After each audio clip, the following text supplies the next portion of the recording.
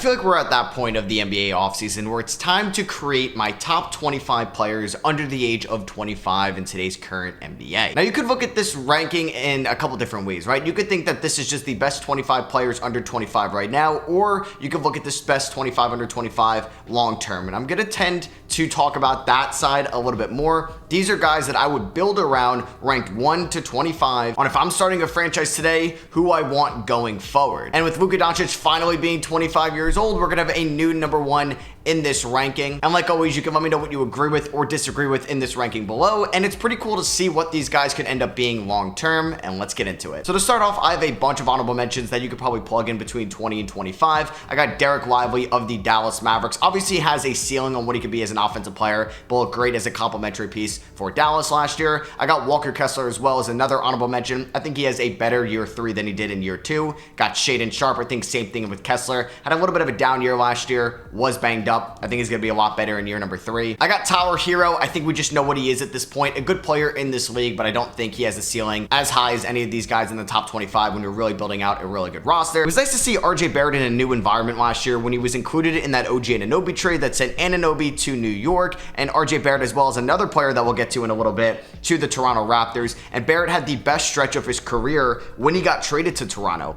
In 32 games, although it is a small sample size, he did shoot 55% from the field, better than any stretch he had in New York. He shot 39% from 3 on 4 attempts a night. He also tagged on 6.5 rebounds, 4 assists, and averaged 22 points a night during his time with the Raptors. I think Barrett still has a super high ceiling in this league as a complimentary wing scorer, and he's just 24 years old. He was with some bad rosters in New York and then kind of got pushed to the side when Julius Randle came and when Jalen Brunson came. And this year, he should be one of the top scoring options for the Toronto Raptors. And I'm excited to see if he can carry that momentum from last year's season after he got traded to Toronto into this year. And he could be a lot higher before he graduates from this list in a year from now. Coming in at number 24 is a player I think that could just be a complimentary player on any good team one day. He's 23 years old. He was the 9th overall pick in the 2020 draft, and that is Deni Avdija, who got traded to the Portland Trailblazers this offseason. Deni's on one of the best contracts in the league. He just got traded for the 14th overall pick, Malcolm Brogdon, and a future first rounder. So clearly the league holds him to a high pedigree right now, and Deni, I think, could be a great complimentary piece. He could dribble in the half court. He could pass. I think he took strides as a defender last year for really not having any good help defenders around him in Washington.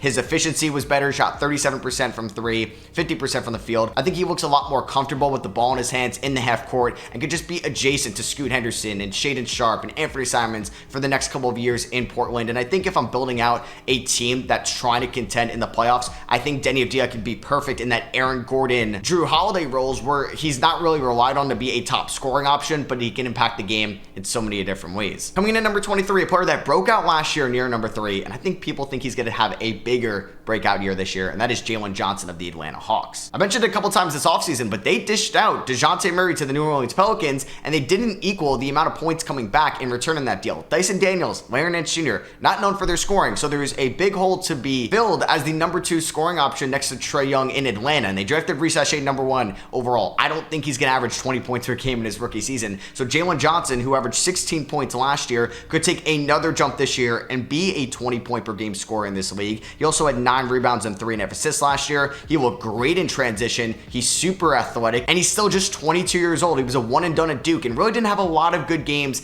as a Blue Devil in his collegiate season. Didn't do much in year 1 or year 2 in this league and broke out last year. I think he's going to carry that momentum into year number 4, and we could see Jalen Johnson be a consistent 20-point per game scorer in this league on good efficiency in the half court. Coming in at number 22, I have Jabari Smith of the Houston Rockets. Jabari Smith Jr. is definitely a tough player to evaluate right now. He had tons of potential coming out of Auburn in the 2022 draft, but we knew it was going to take some time. He had a very raw feel to his game. He had to get adjusted to the NBA level, and he's never really been prioritized as a top option for Houston, it feels like, because they were just a dumpster fire under Steven Silas, and the leaders of that team were Jalen Green and Kevin Porter Jr. in his rookie season. And last year, obviously guys like Alperen Şengün, Jalen Green, Fred VanVleet were getting majority of the shots. So will we see Jabari Smith Jr. be able to break out in this role? He's got a great mid-range jumper for somebody that is 6'11" out there. He can handle the ball very well for somebody of his size as well, and he's still just 21 years old. He shot 36% from 3 last year and 81% from the line. And if we can maybe see Fred VanVleet scale back the scoring a little bit more and maybe run the pick and roll a little bit more with Jabari Smith Jr., and he could become even a better three-point shooter this year, this could be a very nice year for Jabari Smith Jr. going forward. I just wonder if this is going to be the breakout year for him,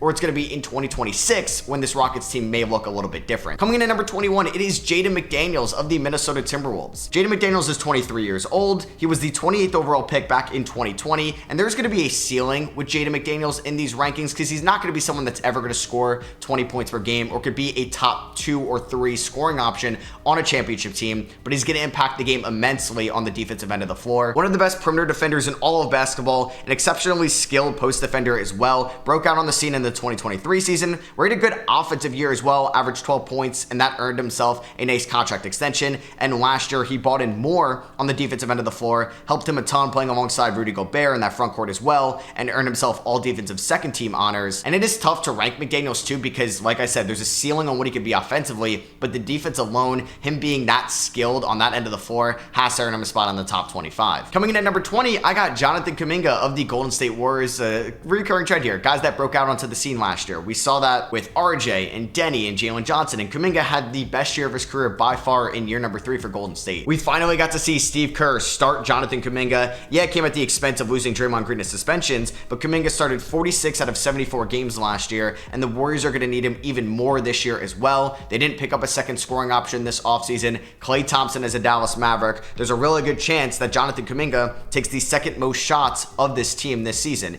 He averaged 16 points last year, 5 rebounds, and shot 53% from the field. I'd like to see him take strides with his aggressiveness in the half court and increase his finishing at the rim as well. And I'd like to see a little bit more confidence with his three-point shot as well. It's still been inconsistent this part of his career so far, but this could be a very big year for Jonathan Kuminga and can maybe emerge as a realistic number 2 option for a good team one day. And we could see all of that this season. Coming in at number 19, it is a super big year for him this year, and that is Jalen Green of the Houston Rockets. What is Jalen Green as a player, right? I think we're going to find that out finally this year. Will Jalen Green be someone that could be consistent throughout an 82-game season? We saw how good he was in the month of March last year, being a true 3-level scorer on great efficiency and showing that he could be a winning player on both ends of the floor, but it was pretty rough up until the month of March. And I do wonder if we're going to see Jalen Green be consistent here in year number 4, given how much pedigree he had in that 2021 draft, being the second overall pick. And I do wonder if Jalen Green will be fully bought into Houston this year. It seems like he took strides on the defensive end of the floor last year with Ime Udoka. I'd like to see that this year as well. There's just a lot of question marks with Jalen Green's game, and that's making me hesitant of putting him higher than number 19. But I could definitely see the reasoning if you think he should be a top 15 player under the age of 25 years old. So coming in at number 18, somebody I'm very high on, but unfortunately he did just turn 25 years old, so I look a little bit of an idiot here, and that is Emmanuel Quickley of the Toronto Raptors. I think he's a better guard defender than RJ Barrett and Jalen Green that we just talked about. I think he's a better playmaker than both those players as well.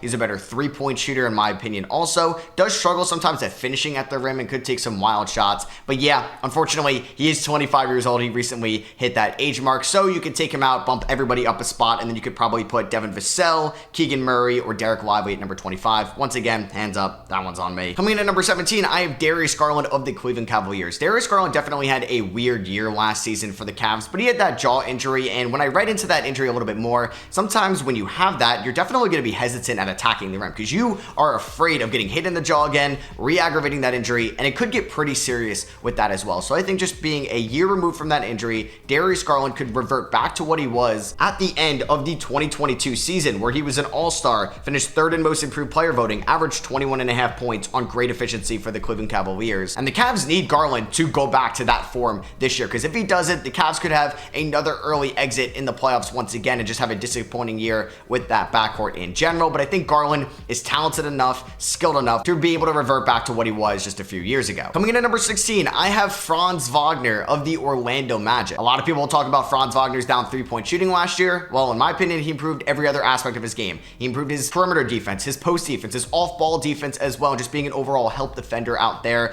I thought he was better at attacking the rim, finishing at the rim, just overall playmaking ability, and rebounding out there. So he just unfortunately took a step back with his three-point shot. He was a solid shooter at Michigan Michigan, a solid three-point shooter in the first years of his career, and also a solid three-point shooter in Olympic and FIBA World Cup play last year. So I'm just going to think that that was an anomaly, an outlier for Franz Wagner in his career. He's going to be a much better three-point shooter going into year number 4 and could show that he could be a great number 2 option for a really good team, with that being Orlando one day. Coming in at number 15, arguably the player with the most defensive potential in this ranking, it's Evan Mobley, but there are still question marks offensively. Evan Mobley finished 3rd in Defensive Player of the Year voting as a 21-year-old in his sophomore year, which is nuts. He averaged 16 points that year, 9 rebounds, 3 assists, a block and a half a night, was one of the best rim protectors in this league, one of the best off-ball defenders in this league, and looked so quick inside the paint where it was just inevitable that he was going to win a Defensive Player of the Year. And while that still may happen, and he was an all-defensive first-team member that year, we got to see the strides offensively. He took a step back, in my opinion, in the half court offensively in year number 3. There are big question marks if he could fit with Jared Allen there, and we saw how much it could be optimized for him when Jared Allen was injured in the Boston Celtics series. So maybe we're never going to see Evan Mobley's true offensive potential until the front court is a little bit more spaced out for him, but until then, he's not going to crack the top 14. Coming in at number 14 is the 3rd Houston Rocket member, and that is Alperen Şengün. I mentioned how this is a big year for Jalen Green in Houston. Same thing with Alperen Şengün. At the moment I'm recording this, neither one of them got rookie extensions like Franz, Cade, and Scotty got this offseason, so these guys are playing for those rookie max extensions at the end of year 4 for them this season, and Şengün, like Jalen Johnson and a couple other guys we've talked about in this video, broke out last year. Şengün last year in 63 games averaged 21 points, 9 rebounds, and 5 assists, and looked like he was in that special tier of playmaking big men with Domantas Sabonis and Nikola Jokic out there. And he's just 22 years old, and I think there's still up and downs defensively, but I think took strides last year with Ime Udoka. And I do wonder if Houston is going to commit long-term money to Şengün and Jalen Green by the end of this year, or they choose one. And I just think Şengün, just being in a more scarce position offensively, is a little bit more valuable to build around long-term than a Jalen Green. Coming in at number 13, I do have Scotty Barnes, another member here from the 2021 draft class. He just got that rookie extension this offseason from the Toronto Raptors. And I do have Scotty above Şengün just because I value Scotty Barnes' defense more than Alperen Şengün's, even though Şengün is definitely a more talented offensive player. And I think Barnes is the most balanced player between Şengün and Mobley as well on both ends of the floor. He was an all-star last year who averaged 20 points, 8 rebounds, and 6 assists. He did incredible work as an off-ball and inside paint defender last year as well for the Toronto Raptors, who were just not a very good defensive team overall, but should be better next year on the backs of Scotty Barnes. I do wonder what his three-point shot is going to look like, because if you watched him at Florida State, horrible shooter. Even at Montverde, he was not a great shooter either. His rookie year, not great, but took strides definitely. Year 2, a little bit of a step back, but last year was definitely the best shooting season, possibly of his career. And if he's going to continue to progress with his outside shot, he's going to be top 10 for me when I'm making this list a year from now. So coming in at number 12, it's crazy that he's still under the age of 25 years old. In a few weeks, he will be 25. He's the only player left from the 2018 draft class, and that is Jaren Jackson Jr. of the Memphis Grizzlies. Yeah, you got to put Triple J this high in these rankings. He's someone that has already played 6 years in the NBA. He was the youngest player in that 2018 draft class. He already has a Defensive Player of the Year award that he got in the 2023 season, where he averaged a league-high 3 blocks a night. He's a very solid three-point shooter for somebody of his size, and I think we're going to see him improve the offensive game and his efficiency and kind of go back to what he was as a nice mid-volume number 2 option behind Ja Morant that we saw over the last couple of years. And I just think Triple J is probably going to be the best defender we're going to talk about in this ranking, and I got to value that a decent amount, but I think this is probably the last ranking of a guy that I think could be a number 2 option on a really good team. He's coming in at number 11. This may be kind of high, but I just love what I saw in the rookie season. I think he has the size, the frame, the intangibles, and athleticism to be a number 1 option on a championship team one day. Yes, that may be a hot take, but I got Brandon Miller here coming in at number 11 just off of his rookie season alone. Miller last year, for a dysfunctional Hornets team that had to trade off some of their veterans, Michael Jordan was selling his stake as an owner for this team. They ended up getting a new GM and a new head coach this offseason, and there was a lot of roster turnover. They were without their best player throughout most of the year, and Brandon Miller looked like a seasoned veteran in his age 21 season. 17 points, 4 rebounds, true 3-level scoring potential, efficient as well, 44% from the field as a rookie, which is great, 37% from 3, 83% from the line, and I thought showed real promise on the defensive end of the floor. And if Brandon Miller could be a good two-way player in this league with that size, that mid-range pull-up jumper, he could actually be on that Paul George career trajectory. But to kick off the top 10, I do have LaMelo Ball, Brandon Miller's teammate in Charlotte. Man, if LaMelo Ball could just stay healthy for a season, he has all the tools in the world to be an elite two-way player in this league, and I think could be a #1 option on a really good team. He's still just 23 years old. He was the rookie of the year from that class. He's already made an all-star appearance, and last year looked great after his rocky start after the first few games. He averaged 24 points and 8 assists in a smaller sample size. And the big thing with LaMelo, can he be bought into this Hornet system? Can he show maturity progression, and will he be able to stay healthy? Because he's 6'7" as a point guard that I think has the length, the wingspan, and the lateral quickness to be an elite defender if he wants to. He could be an elite three-point shooter. We've seen that in decent amount of stretches over the course of his career. One of the best playmakers in this league, can finish at the rim. I think the sky's the limit for LaMelo. He just needs a couple things to go right for him next year and years forward. But coming in at number 9, a player I am very high on. He's the last player from the 2021 draft class that we're going to talk about, and that's Cade Cunningham. Yeah, I still think Cade Cunningham would go #1 in a redraft. There's a reason why he got that rookie max extension from the Detroit Pistons, and they've been one of the worst teams in the NBA since he's been drafted. But that's not because of Cade. That's from front office incompetence, just managing malpractice that we've seen with Monty Williams in his time in Detroit. Just 1 year, and he already got fired. So Cade's going to be on another head coach going into year number 4, and he looked great last year. Cade has turned into being an elite three-point shooter in this league, an elite playmaker, an elite finisher at the rim, and I think has all the tools to be a good two-way point guard in this league, and better than some of the other ones we've talked about, like LaMelo Ball, like Darius Garland, like Emmanuel Quickley. And I'm just really high on Cade Cunningham. I've been, and if I'm building a team right now out of the 2021 draft class, I can pick anybody from that class. I'm going with Cade. Coming in at number 8, though. Right now, he's a #2 scoring option, maybe even a #3 scoring option, but I actually think has the tools to be a #1 scoring option on a team.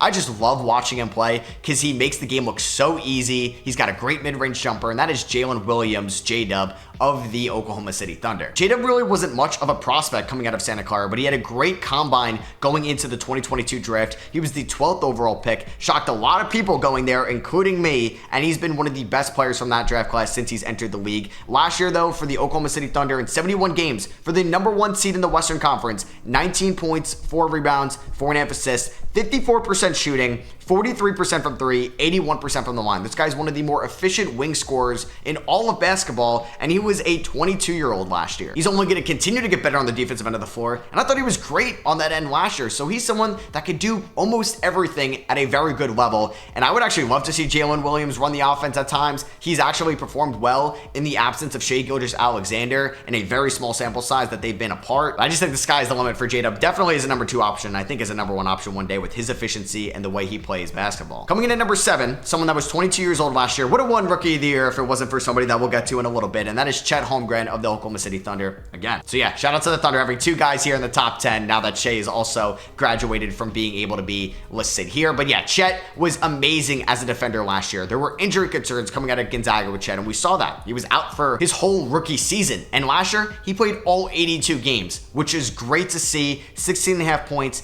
8 rebounds, 53% from the field. But what I loved, 37% from 3 on good volume, 4 attempts a night. He shot 79% from the line, averaged 2.5 blocks, and was a great two-way player as a 21/22-year-old. And if he fills out into that body a little bit more, 7'1", and can show that he can stay healthy out there and play 75+ games a year, Chet is going to be one of the more unique players in all of the game today. Coming in at number 6, we got Tyrese Maxey of the Philadelphia 76ers, the 21st overall pick back in the 2020 draft. Maxey's going to be 24 this year, so he's not going to be on this ranking for much longer, but he was an all-star last year, won the Most Improved Player award, and was one of the best scoring guards in all of basketball as a 23-year-old. 26 points, 4 rebounds, 6 assists a night, 45% from the field, 37% from 3, and 87% from the line, and being a perfect #2 option to Joel Embiid in Philadelphia. We saw him have great playoff games against the Raptors, the Heat. A couple years ago, he showed out a little bit against Brooklyn and Boston last year, and in this most recent season, he averaged 30 points, 5 rebounds, and 7 assists on good efficiency against the New York Knicks, and he was phenomenal in that Game 5 game. Unfortunately, I was there at the Garden where he ended up hitting that 4-point play. He hit that game-tying 3 and single-handedly kept that series alive for Philadelphia. And most of the players we've talked about have yet to have a playoff moment, and we've already seen Maxey show up on the biggest stage so far in his career. But another player that has shown up in the biggest stage last year, he also has the same first name as Tyrese Maxey. He was also in the 2020 draft with Tyrese Maxey, and that is Tyrese Halliburton of the the Indiana Pacers. Yeah, Haliburton just led the Pacers to the Eastern Conference Finals last year as a #1 option. He was the best playmaker, the best passer, assist-wise in all basketball last year. Averaged 10.9 assists a night, led the NBA in that category. He was on All-NBA third team. He was an All-Star, top 10 in most improved player voting. While he took steps back defensively, he was such a good offensive player that I gotta put him in the top 5. He shot 44% from 3 against the Knicks in round number 2, 40% against the Celtics in the Eastern Conference Finals after having a little bit of a disappointing round number 1 against Milwaukee offensively, but he's still just 24 years old. He's a phenomenal three-point shooter, rebounder, passer, inside scorer when he wants to be, but what's holding him back from probably being in the top 4 is his aggressiveness inside and his defensive play, which I think can definitely improve this year. Coming in at number 4, a player I think could be the #1 option on a really good team if he could show that he could stay healthy, in which he did last year, playing 70 games, the most of his career, and that is Zion Williamson, who was that #1 overall pick in the 2019 draft. Zion last year, 23 points, 6 rebounds, and 5 assists, shot 57% from the field, and we got to see him as a playmaker, and he still looks so dominant inside when he wants to be. He's so physical. He's going to get rebounds. He's going to be able to score at will inside. And it's unfortunate that he got hurt in that playing tournament game against the Lakers, because I think he had a chance to possibly pull off an upset against the Denver Nuggets if they were the 7th seed, or the Thunder if they were the 8th seed, if Zion was healthy, because I think he can lead this Pelicans team to a playoff victory. He's still just 24 years old, and we've only seen 2 healthy seasons in the first 5 of his career. So if he could show that he could stay healthy, he could be one of the best players to build around at this age. But I think there's a clear top 3. At number 3, it's Paolo Banchero of the Orlando Magic, a player that as a 21-year-old just led the Magic to their best season since 2011 and Game 7 of Round 1 against the Cavs. Paolo was very young, selected to the FIBA World Cup team last year, carried the momentum from his really good rookie season, winning Rookie of the Year, into year number 2. He was an All-Star last year, played 80 games, 22.5 points, 7 rebounds, 5.5 assists, shot 45% from the field, 34% from 3, 72% from the line. Yes, Paolo definitely needs to work on his outside shot a little bit more, but I thought it looked a lot better in year number 2 compared to year number 1. I think he took strides defensively as well, and he showed up when it mattered the most. I gassed up Tyrese Maxey and Tyrese Haliburton in that aspect as well, and Paolo last year in 7 games against the Cavs averaged 27 points, 8.5 rebounds on good efficiency, and carried that team when a lot of players on that Magic team had a disappointing round number 1. I think Paolo Banchero has one of the high ceilings in all basketball. I think he'd be a #1 on a championship team one day. He's just 21 years old, and I think he's going to be great in year number 3. Ceiling wise, it's very tough to figure out the top 2. I think it's a clear top 2, but coming in at number 2, he's probably the most loved player in the NBA right now, and that is Anthony Edwards of the Minnesota Timberwolves. Ant is just 23 years old. He was obviously the #1 pick in the 2020 draft. He just played for Team USA in the Olympics last year in a major role as a 22/23-year-old. He's coming off a year where he was an All-Star, an All-NBA member, played 79 games, averaged 26 points, 5 rebounds, and 5 assists, 46% from the field, 36% from 3, 84% from the line, improved defense, led the Minnesota Timberwolves to one of the best records in the Western Conference, swept Kevin Durant and Devin Booker in round number 1, upsetted the reigning champions Denver Nuggets in 7 games, coming back down 3 games to 2 against the Nuggets to advance to the conference finals, and still had a good statistical performance in those 5 games against Dallas. And he's accomplished all of this as a 23-year-old. Anthony Edwards could be one of the best players in the NBA one day. I just think number 1 has a higher ceiling. Because coming in at number 1, he's 20 years old. He was a rookie last year. I gotta go with Victor Wembanyama. Victor Wembanyama is 7'4", played 71 games in his rookie season and looked phenomenal. 21 points, 10.5 rebounds, 4 assists a night, led the NBA in blocks at 3.6 a night, also had 1.2 steals, was on all defensive first team as a rookie, and finished runner-up in Defensive Player of the Year award. He's going to be the favorite to win that award over the next decade. And if you look at his splits last year, he was so much better in the second half as well. He ended up averaging 23.5 points, 12 rebounds, and shot 46% from the field. And this was all as a rookie. And I talked about how Evan Mobley and Chet Holmgren and Jaren Jackson Jr. are some of the better defenders that we're going to talk about. Honestly, Victor Wembanyama could be better than all of those guys we've talked about, while still being someone that could average 27 points, 10 rebounds, and 5 assists one day, and could be 100% a number 1 option on a title team in the future. So that is going to be my top 25 under 25. Let me know if you guys did enjoy by dropping a thumbs up. Let me know who you'd have in your top 5 or what you agree with or disagree with. And thank you again to Underdog Fantasy for sponsoring today's video. Use code SROS throughout college football, NFL, and this upcoming NBA season. You can get a 50% deposit match up to $2,000. So definitely check it out. Link is in the description. Subscribe if you're not already. That's all for me, and I'll catch you guys in the next one. Peace.